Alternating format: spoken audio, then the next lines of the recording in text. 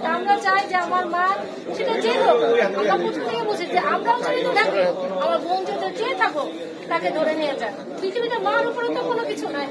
সুব্রতকুমার রায় সে এখন বয়স হলো, সে 50-এর বয়স, বারিং এর ঘটনা।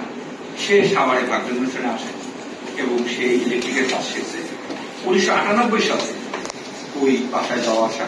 কারণ আমাদের খান মুসলিম সাহেব, আমাদের সেই প্রাক্তন সাংসদ খান মুসলিম সাহেব ওনাকে পছন্দ করতেন, সেই কাজে ওই বাসায় যায়, মাঝে মাঝে ছোটখাটো ইলেকট্রিশিয়ানের কাজ করে দেয়। এক সময় এই শামীমা খান বিশেষ সাথে 2001 সালে একটু শারীরিক সম্পর্কে বা পরকীয়ায় জড়িয়ে দেওয়ার বিষয়টি 2005 সালে জানাজানি হয়।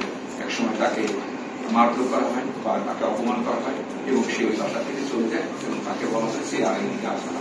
স্যান্ডেলিনা সো, রূপচর্চায় আভিজাত্য। ফজরের নামাজ পড়ে সেলিমা খান মজলিস ছাদে উঠেছিলেন, দোতলায় থাকেন, পায়চারি করতেন। তখন দেখেন যে সুবল চুপে চুপে বাড়ির দিকে আসছে।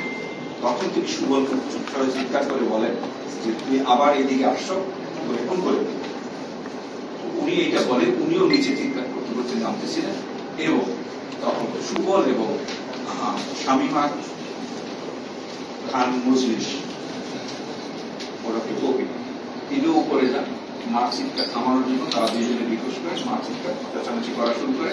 তখন পিছন থেকে তাকে সামলানোর জন্য শামীমা খান মজলিস জাপিয়ে ধরে মাকে। তখন সুবলের ভাষ্য হলো তিনি আরো উত্তেজনা করে। তখন পাশে ছিল একটি ফল কাটা ছুরি, সেই ফল কাটা ছুরি দিয়ে এক পাশে 2 করলেন এবং আর এক পাশে আর একটি বসলেন। পোজ দেওয়ার পর তখন দেখেন যে মরে নাই বা উনি তখন চিৎকার করতেছে। তখন তার মাথায় হলো সে তো ইলেকট্রিক মিস্ত্রি, সে সেটি ভালো জানে। সে তখন ওই ইলেকট্রিক বোর্ডটা ভাঙছে, ভেঙে তাপ টেনে বের করছে। তাপ টেনে বের করে ওই ইলেকট্রিক যে পোস্টমর্টম বা খবর আসেনি বা এরকম কোনো আমাদের কোনো আলামত ছিল। তো এইটি করার পরে ও আরো আতঙ্কিত হয়ে যায় এবং আতঙ্কিত হওয়ার পর সে চলে যায়। যখন তার বোনরা যায় উপরে গিয়ে দেখছে যে তার ভাইয়ের পাশের কাছে তার মা শোয়া এবং তার মা